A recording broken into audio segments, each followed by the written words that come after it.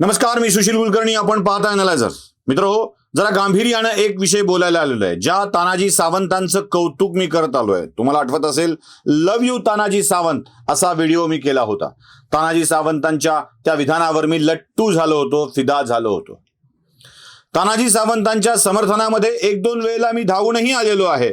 आता मात्र तानाजी सावंतांचं समर्थन करायला नाही, लव्ह यू करायला नाही, तर प्रश्न विचारायला मी हा व्हिडिओ घेऊन आलेलो आहे. विषय गंभीर आहे आणि तो समजून घेतला पाहिजे. मागच्या सरकारने औषधांच्या विषयामध्ये खरेदी करताना हापकीन की अजून काही असे घोळ करताना इतके घोळ घालून ठेवले होते की राज्याच्या सरकारी रुग्णालयाच्या मध्ये औषधं नीट मिळत नव्हती. खरेदीची प्रक्रिया कशी राबवायची यावर चर्चा होत होती आणि औषधांची खरेदी केली जात नव्हती. म्हणून मंत्री असलेल्या तानाजी सावंतांनी मंत्री झाल्याबरोबर औषधाच्या खरेदीसाठी एक मंडळ स्थापन करायचं ठरवलं आणि त्या मंडळामार्फत राज्याच्या वेगवेगळ्या विभागाला लागणारी औषध खरेदी एकत्र करण्याचा निर्णय घेतला होता. मग राज्याच्या वैद्यकीय शिक्षण विभागाला असेल, जिल्हा सरकारी रुग्णालयाला असेल, मोठ्या रुग्णालयाला असेल, त्यासाठी लागणारी खरेदी ही एकत्रितपणे व्हावी आणि त्यासाठीची एक पद्धत राबवली जावी, यासाठी मंडळ स्थापन करण्याचा निर्णय घेतला होता. याबाबत त्यांनी अधिकृत घोषणा केली, चर्चा झाल्या, वाद झाले, प्रवाद झाले. पण या मंडळाचं घोडं कुठं अडकलंय तानाजी सावंत, हाच प्रश्न आम्हाला तुम्हाला विचारायचा आहे.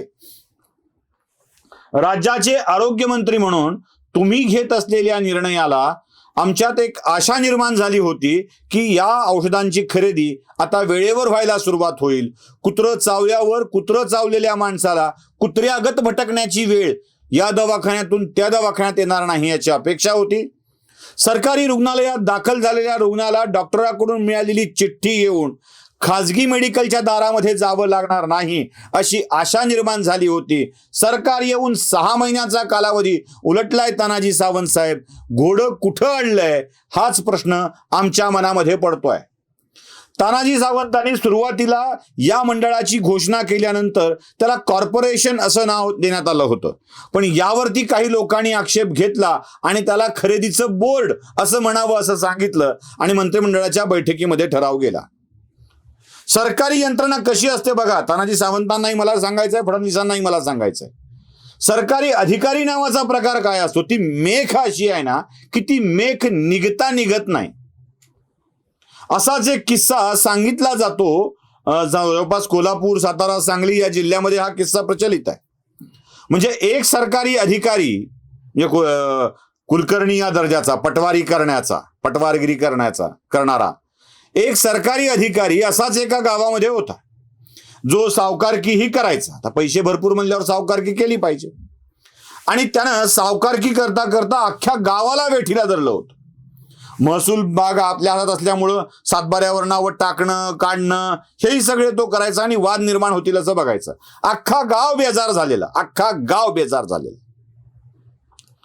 आणि या बेजार झालेल्या माणसाच्या वृद्धापकाळामुळे आता मृत्यू जवळ दिसू लागला. कोणी चांगलं म्हणत नव्हतं. यानं विचार केला, मरता मरता गावाला बोलवलं आणि सांगितलं की आता माझ्या मरण्याची वेळ जवळ आलेली आहे आणि आता मी मरता मरता असं म्हणतोय की आता तुमच्या सगळ्यांची माफी मागून जावं. खूप त्रास दिलाय गाववाल्यांना मी. गाववाले म्हणाले, तुला जाणीव झाली ना बाबा आम्हाला त्रास दिल्याची, माफी मागतोयस ना, संपलं आता, आमच्या बाजूनं वैर मिटलं.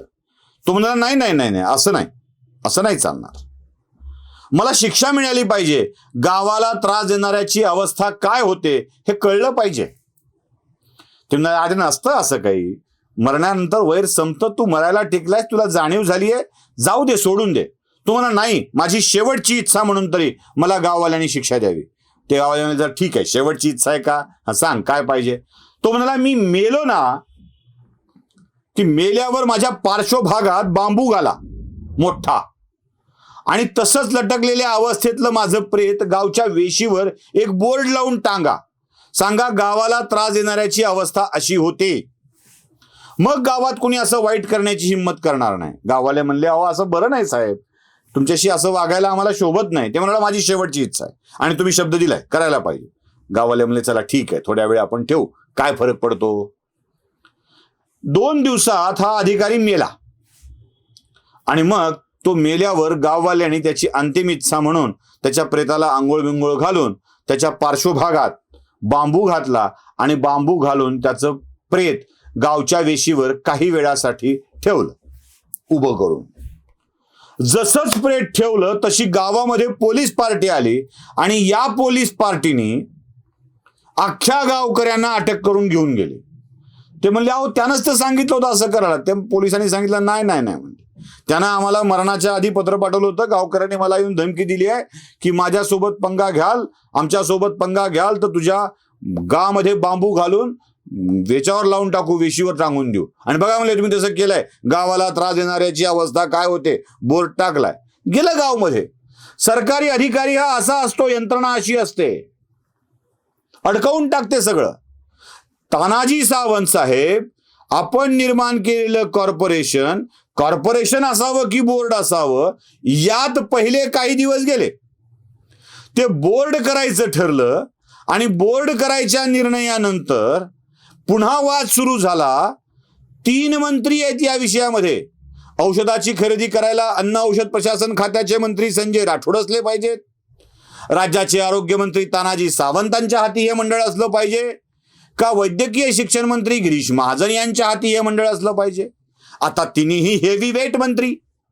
गिरीश महाजन तर फडणवीसांच्या अत्यंत जवळचे, इतके जवळचे की त्यांच्या जवळ असण्याला काही हद्दच नाही.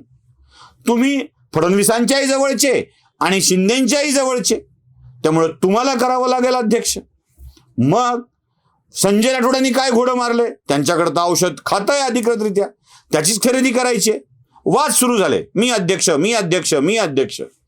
पण फडणवीसांनी मध्यस्थी करून या तानाजी सावंत अध्यक्ष असतील असं सांगितलं. बरं, तानाजी सावंतांच्या अध्यक्षपदाचं नाव फायनल झाल्यानंतर सुरू झाला सरकारी खेळ. राज्याच्या मंत्रिमंडळाच्या मुख्य सचिवांनी काय कळवलं, यात 3 मंत्री आहेत आणि 3 मंत्री असल्यामुळे मुख्यमंत्र्यांनीच अध्यक्षपद भुसवावं असं प्रशासनाला वाटतं. झालं, पुन्हा घोंगडं अडकलं.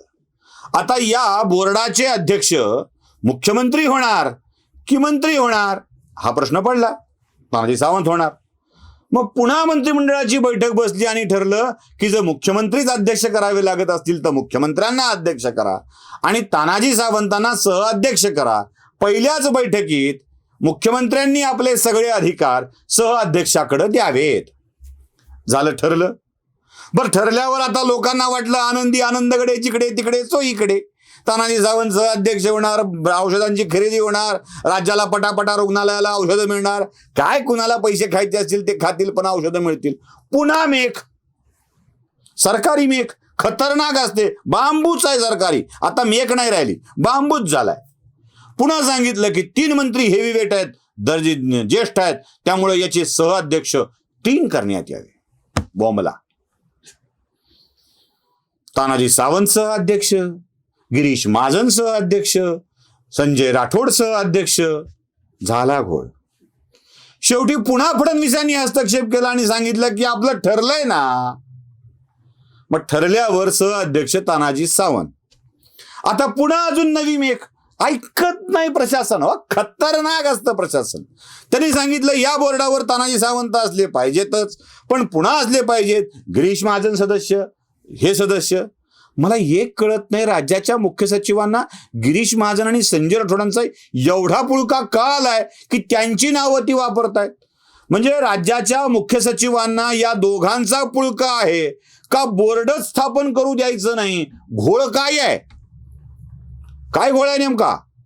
त्यांना मुख्यमंत्र्यांच्या सूचना येत आहेत का उपमुख्यमंत्र्यांच्या सूचना येत आहेत की आणलंच पाहिजे म्हणून बीच में मेरा चांद घालतायत. कळलं पाहिजे ना. काही कळायला मार्ग नाही.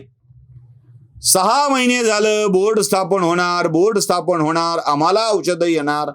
अहो ते मुख्य सचिव साहेब, मनुकुमार श्रीवास्तव साहेब, आमची विनंती आहे, तुमचे झेलेगिरी, चमचेगिरी, अधिकारीगिरी, कर्मचारीगिरी, सरकारीगिरी, बाबूगिरी, हे गिरी ते गिरी काय असेल ते चालू द्या. इथे आमची माय, आमचा बाप औषध नाही म्हणून तिकडे गिरून पडलाय. त्याची व्यवस्था करणार आहात की तुमच्या सगळ्या प्रपंचाचीच व्यवस्था करणार आहात, हा साधा प्रश्न विचारावासा वाटतोय. आता बाबूगिरी बंद करा, नाहीतर महाराष्ट्रातल्या जनतेला हातात बांबू घेऊन दादागिरी करावी लागेल, एवढंच सांगायचंय. नमस्कार.